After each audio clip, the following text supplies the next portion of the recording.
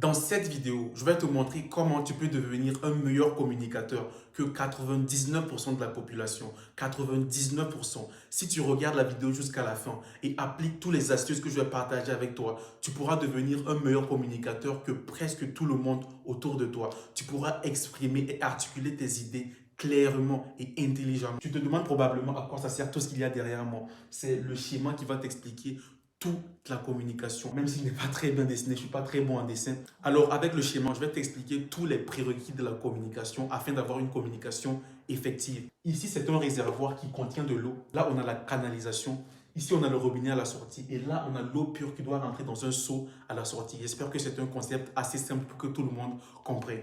Le réservoir ici représente ton cerveau. Ça représente ta substance grise, tout ce que tu connais, tes connaissances. Ici, la canalisation représente le packaging, la manière dont tu fais véhiculer tes informations, la manière dont tu parles. Ici, le robinet, c'est déjà la vanne. Est-ce que tu vas parler ou pas? Il faut bien pouvoir ouvrir la bouche pour parler. Donc, le robinet ici représente ta bouche. Est-ce que tu parles? Et à la sortie du robinet ici, on a l'eau, de l'eau pure ou de l'eau sale. Ça dépend de comment tu parles. Et donc, l'eau ici représente l'information que tu vas partager. L'eau représente l'information que tu vas donner à celui qui est en face de toi. Et donc, il y a 4 problèmes majeurs dans la communication. Ce ne sont pas les seuls problèmes. Mais si tu arrives à maîtriser ces 4 piliers de la communication-là, tu pourras être un meilleur communicateur que la plupart des gens autour de toi. Le premier problème vient du premier élément, c'est-à-dire le réservoir, qui représente ici notre cerveau, nos connaissances ou la substance grise. Dans le réservoir est stocké de l'eau. Dans le cerveau est stocké des informations. Dans le cerveau est stocké des connaissances. Si tu parles d'un truc que tu ne maîtrises pas, tu ne pourras pas parler parce qu'il n'y a pas d'information, il n'y a pas d'eau. S'il n'y a pas d'information à l'entrée, il n'y aura pas d'information à la sortie. S'il n'y a pas d'eau dans le réservoir, il n'y aura pas d'eau à la sortie du robinet. Donc la première des choses qu'il faut faire, c'est d'avoir les connaissances nécessaires pour parler de ce qu'il faut. Alors c'est important de noter les connaissances. Les connaissances sur le sujet dont on veut parler. Et le deuxième problème majeur qui est lié à la communication, c'est lié ici à la canalisation. Comment est-ce que tu parles, ta manière de parler. Il y a des gens, ils peuvent avoir les informations, mais ils ne savent pas dans quel moule, ils ne savent pas dans quel canal mettre ces informations-là. Donc, c'est très important d'avoir le bon canal. Et le canal ici, il peut être propre, il peut être sale. Il y a des parasites à la communication, il y a des obstacles à la communication. Ce que j'ai mis ici en orange représente les obstacles de la communication. Ça représente les obstacles du canal de transmission de tes informations. Ça pourrait être le fait d'avoir peur de parler en public. Ça pourrait être le fait d'avoir de l'anxiété, le fait d'avoir du stress lorsqu'il s'agit de parler, ou tout simplement le fait de ne pas pouvoir bien articuler, le fait de bégayer lorsqu'il s'agit de parler. Donc, le deuxième problème vient du canal, le packaging. Comment est-ce que tu parles? Comment? Comment est-ce que tu parles? Et le troisième problème vient principalement d'ici, le robinet, la vanne. Déjà, des gens, ils sont très intelligents, ils peuvent réfléchir, ils ont les meilleures manières de parler. Ils vont réfléchir, ils vont savoir comment est-ce qu'ils veulent parler, mais ils ne vont pas parler. Il faut être capable d'ouvrir la bouche pour parler. Tant que tu n'ouvres pas la bouche, tu ne pourras pas parler. Donc ici, si tu veux de l'eau à la sortie, il faut que tu ouvres le robinet, il faut que tu ouvres la vanne. Si tu n'ouvres pas le robinet, tu ne pourras pas parler. Donc le deuxième problème, c'est la peur d'ouvrir la bouche. Pardon, le troisième problème, c'est la peur d'ouvrir la bouche. La peur d'ouvrir la bouche. La peur d'ouvrir la bouche. Et le quatrième problème majeur qui met frein à la communication se trouve ici encore dans la canalisation. Il faut avoir une bonne canalisation. Par exemple, ici, il s'agit du fait de réfléchir intelligemment et rapidement. Si ton canal il a cette forme, tu vas réfléchir très bien. Tu as les informations dans ta tête. Ta base de données est bien remplie d'informations. Imagine-toi que l'eau doit quitter par là et faire tout ce parcours-là. Il y a la chute de pression par là. Donc, l'eau ne pourra pas arriver ici à temps plein. Le récepteur ici qui est le seau attend ton information. Il attend que tu parles. Mais toi, tu as besoin de prendre tout ce temps-là pour avoir de l'eau à la sortie. Ça prend tellement de temps pour véhiculer l'information de ton cerveau à ta bouche que l'interlocuteur, il est là, il t'attend. Donc ici, il faudrait que la canalisation elle soit directe et rapide. Il faut que tu puisses réfléchir et parler assez rapidement. Think fast. Donc il faut que ton canal il soit comme ça. Il faut que ton canal il soit droit. En ce moment, tu auras la capacité de pouvoir parler rapidement et directement. Tu n'auras pas besoin en fait de faire tout ce parcours-là pour pouvoir dire ce que tu veux. Donc le troisième problème, ça dépend de comment tu réfléchis. Est-ce que tu réfléchis rapidement? Donc réfléchir rapidement. Jusqu'à présent, j'ai partagé avec toi les 4 problèmes majeurs qui font frein à la communication. Ce ne sont pas les seuls problèmes, mais ces problèmes-là à eux seuls peuvent t'empêcher de pouvoir être un bon communicateur. Donc, il va falloir les régler. Et comment le faire? Je vais te montrer comment tu peux le faire. Le premier problème qui est lié à ton cerveau, le premier problème qui est lié au réservoir, c'est la quantité de connaissances que tu as, autant sur les sujets que sur la langue que tu parles. Pour pouvoir parler, il faut avoir des bonnes connaissances. Il faut avoir assez de connaissances sur ce dont tu veux parler et aussi la manière de pouvoir dire ça, le vocabulaire. Donc, il faut remplir ta substance. Et comment faire ça? Je ne suis pas le mieux placé pour te dire qu'il faut lire. Il faut s'informer sur les sujets dont tu veux parler. Donc, la première solution à ce problème-là de manque d'information, il faut se cultiver. Il faut se cultiver sur les sujets dont on veut parler. Tu n'as pas forcément besoin d'être un bon orateur sur tous les sujets. Moi, par exemple, tu me prends, tu me dis de parler de médecine. Je n'ai pas assez de connaissances. Je ne pourrais pas être un bon orateur. Tu me prends, tu me dis de parler de développement personnel, de parler d'apprentissage de langue. Là, je pourrais m'arrêter parce que ces domaines-là, je les maîtrise. Donc, maîtriser les domaines dont vous voulez parler.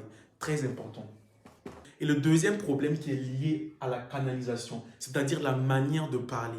Tu sais, la communication, c'est quelque chose qu'il faut apprendre. De la même manière qu'on apprend les mathématiques, qu'on apprend la science, il faut aussi apprendre la communication. Un bon communicateur, c'est celui qui apprend la communication.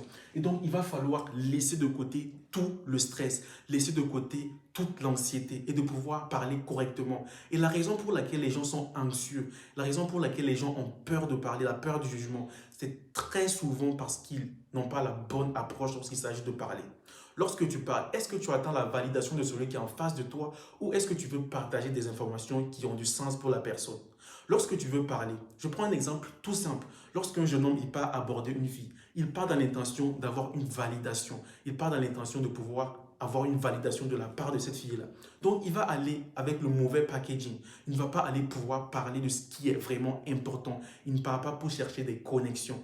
C'est très important. Lorsque tu parles dans l'objectif d'avoir une connexion, lorsque tu parles dans l'objectif de partager quelque chose, là, ton cerveau commence à réfléchir à la manière la plus adéquate pour pouvoir parler. Parce que tu ne cherches pas de validation. Moi, par exemple, là, je suis en train de faire cette vidéo-là. Je n'ai pas de script. Je suis en train de te parler parce que je sais que ce que je vais te dire te sera utile et ça vient du cœur. Donc, lorsque tu as les bonnes intentions, lorsque tu parles, déjà, ça te coupe cette barrière-là de canalisation. Tu n'auras pas peur. Il n'y aura pas toutes ces taches jaunes-là dans ta canalisation parce qu'il n'y aura plus de stress. Tu vas avoir plus confiance en toi. Il n'y aura plus de manque d'estime de toi lorsque tu veux parler. Donc, très important, il faut avoir les bonnes motivations à chaque fois que tu veux ouvrir la bouche. C'est très important. Et donc, pour le troisième problème majeur qui est lié ici au robinet, à la vanne, c'est très important de pouvoir ouvrir la bouche lorsqu'il s'agit de parler. Comme je t'ai dit, il y a des gens, ils ont toutes les connaissances du monde. Ils ont un bon canal, ils savent comment ils peuvent parler. Ils ont déjà fait le bon packaging. Par exemple, en classe, un élève qui est en classe, le professeur pose la question. Il a la réponse en tête. Il sait comment il va partager la réponse. Mais il a peur de parler parce qu'il se dit, et si je ne donne pas la bonne réponse? Et si? Et si? Donc, à chaque fois, ils vont rater l'opportunité de parler. Pourtant, ils avaient la bonne réponse. Et à chaque fois, un étudiant qui est beaucoup plus courageux, il va lever le doigt et donner la réponse. Et il va dire, c'est la réponse que j'avais. Je la connaissais à l'avance. Mais pourquoi tu ne l'as pas dite? Et ça, c'est un complexe qui se développe depuis très, très longtemps. Donc, tout ce que je vais te dire, c'est la partie la plus difficile. Théoriquement, tu peux apprendre tout ce que tu veux, mais il faut être capable de parler. Et pour faire ça, la seule méthode, le seul moyen pour pouvoir avoir cette capacité de parler, c'est de se confronter à des situations où tu n'as pas le choix que de parler. Moi, par exemple, c'est un cas que j'avais. À l'époque, j'étais une personne qui bégayait, donc j'avais peur de parler. Et donc, vu que j'avais peur de parler, qu'est-ce que j'ai fait? J'ai été dans des situations qui m'obligeaient de prendre la parole. Je suis dans la vente, ça va maintenant faire une décennie. Et donc, ça m'a appris en fait à communiquer avec les gens. J'étais obligé de convaincre les clients d'acheter mes affaires. Moi, j'ai presque tout vendu. J'ai vendu des fruits, des livres, des parfums, des téléphones, presque tout. Donc, j'ai eu cette capacité-là de pouvoir parler. Et donc, confronte-toi à des situations. Je ne te dis pas de devenir vendeur. Tu peux tout simplement intégrer un club ou bien de prendre des postes de responsabilité qui te poussent à prendre la parole. Avoir des amis qui te poussent à prendre la parole. Et comme ça, tu pourras facilement débloquer ce problème-là de robinet. Parce que quand le robinet n'est pas ouvert, il n'y a pas d'eau. Quand ta bouche n'est pas ouverte, il n'y a pas de valeur qui sort de ta bouche. Donc, c'est très important. La substance grise, c'est important. La bouche aussi, il faut être capable d'ouvrir la bouche et de dire ce que tu veux dire. Donc, très important. Pour le quatrième problème majeur qui ici encore est lié à la canalisation. Il faut avoir une bonne canalisation. Et donc, c'est le problème de réflexion. Il faut pouvoir réfléchir rapidement et intelligemment. Ça, c'est très important. Je ne dis pas de parler rapidement comme ça, non. Il faut quand même prendre le soin de réfléchir. Mais il ne faut pas que tu prennes à chaque fois 10 secondes pour réfléchir à ce que tu vas dire. Les gens n'ont pas le temps pour attendre. Donc, il va falloir que tu puisses réfléchir au rythme des personnes qui sont en face de toi. Les pauses, c'est très important. Il ne faut pas faire des pauses de 20 secondes pour réfléchir à ce que tu vas dire. Et donc, comment faire cela? Il faut se confronter également à des situations qui te forcent à réfléchir rapidement. Il faut être quelqu'un qui peut résoudre des problèmes. Moi, par exemple, j'ai pu faire ça par la vente et en faisant des vidéos. Lorsque j'active ma caméra, la caméra n'attend pas. La caméra n'attend pas que je fasse du temps pour réfléchir. Donc, je dois réfléchir rapidement. Et donc, se confronter à des situations qui vont te forcer à parler rapidement et de réfléchir. Surtout des situations énigmatiques qui vont te demander des solutions rapides. Les amis, comme prévu, j'ai un exercice tout spécial afin de pouvoir régler tous ces problèmes-là. Les 4 problèmes majeurs que j'ai partagés avec toi. Si tu appliques cet exercice-là, ne serait-ce que 15 minutes par jour, tu vas voir ta communication, tes compétences en communication s'améliorer drastiquement. Je te conseille d'ailleurs de faire cet exercice-là tout de suite après cette vidéo-là et de trouver un programme pour pouvoir l'appliquer quotidiennement. Cet exercice-là, je l'appelle l'exercice de la caméra. Il te suffit de prendre ta caméra, de t'asseoir devant ta caméra, de trouver un sujet d'intérêt sur lequel tu vas faire des recherches au préalable et tu pourras ainsi parler en face de ta caméra. Premièrement, tu enregistres la vidéo. Ensuite, tu regardes la vidéo en coupant le son. Tu regardes juste l'image et tu regardes ton body language. Comment est-ce que tu te comportes en face de la caméra? Il faut être persuasif seulement avec ses mouvements. Parce que je ne suis pas trop fan des chiffres, mais seulement 7% de la communication passe par les mots. Tout le reste de la communication, c'est du paraverbal et du non-verbal. Donc, il va falloir être capable d'utiliser son corps. Il faut utiliser toutes les astuces possibles afin de pouvoir avoir une communication effective. Utiliser ses mains, utiliser son eye contact, utiliser tout ce qui est body language. Utiliser sa voix. La voix est un instrument. Il va falloir l'utiliser à bon escient. Pouvoir faire partager les émotions que tu veux. Tu prends des notes sur comment est-ce que tu peux mieux bouger ton corps pour exprimer les émotions que tu passes dans ta vidéo.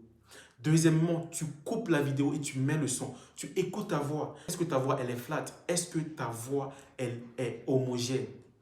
C'est très important. Il ne faut pas parler avec un ton monotone pendant toute ta vidéo. Lorsque tu parles comme ça, les gens n'auront pas envie de t'écouter. Et donc, c'est un exercice pratique que tu pourras dupliquer plus tard dans tes conversations quotidiennes. Très important, écoute la vidéo sans vidéo. Juste écoute ton son. Et après, mets-les ensemble et écoute tout.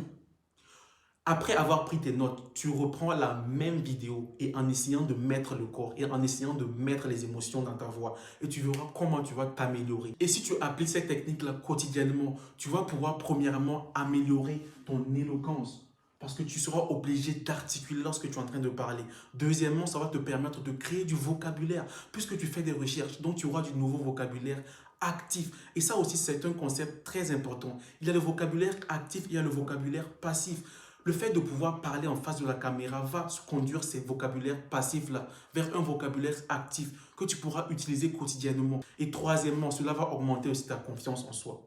Moi, aujourd'hui, que je parle devant des gens, que ce soit devant 200 personnes, 500 personnes, je n'ai pas du tout peur parce que j'ai l'habitude de parler en face de la caméra. Et je dis plus que cela en face des gens. Et les gars, ne regardez juste pas la vidéo pour trouver des informations. Regardez la vidéo pour mettre ce que je vous dis en action. Comme je l'ai toujours dit dans mes vidéos. La connaissance, c'est la reine. L'action, c'est le roi. Les deux ensemble te donnent un royaume. Il faut que tu mettes des choses en action si tu veux trouver les fruits de tes informations. Pour résumer rapidement ce concept-là que j'ai fait en image, pour pouvoir facilement t'expliquer. Et ça aussi, c'est une astuce très importante en communication. Il faut trouver des méthodes pour illustrer tes idées. Là, tu pourras facilement partager tes idées. Le simple fait de prendre des exemples ou le simple fait de prendre des métaphores, le simple fait de dire je me rappelle de ce jour-là où j'ai fait ça pour raconter une histoire. C'est une parenthèse rapide pour te faire le résumé. Donc, le réservoir, c'est toutes tes connaissances, ça représente ton cerveau. Le canal ici représente la manière dont tu parles, le packaging. Ici, le robinet, c'est l'habilité de pouvoir ouvrir la bouche pour parler. La goutte d'eau ici, je ne vais pas l'expliquer, c'est de l'eau, c'est l'information qui sort, c'est le output. Donc, pour avoir une qualité d'eau propre, il faut avoir tous ces concepts-là réunis. Et une fois que tu as ces concepts-là, je t'assure, je te garantis que tu deviens un meilleur communicateur que 99% de la population. Les amis, c'est avec un réel plaisir que j'ai fait cette vidéo. J'espère qu'elle a été utile et que tu pourras en tirer des informations vraiment bénéfiques parce que la communication, c'est l'une des choses les plus importantes. Merci à vous et on se dit à très bientôt sur la chaîne. Prenez soin de vous. Peace.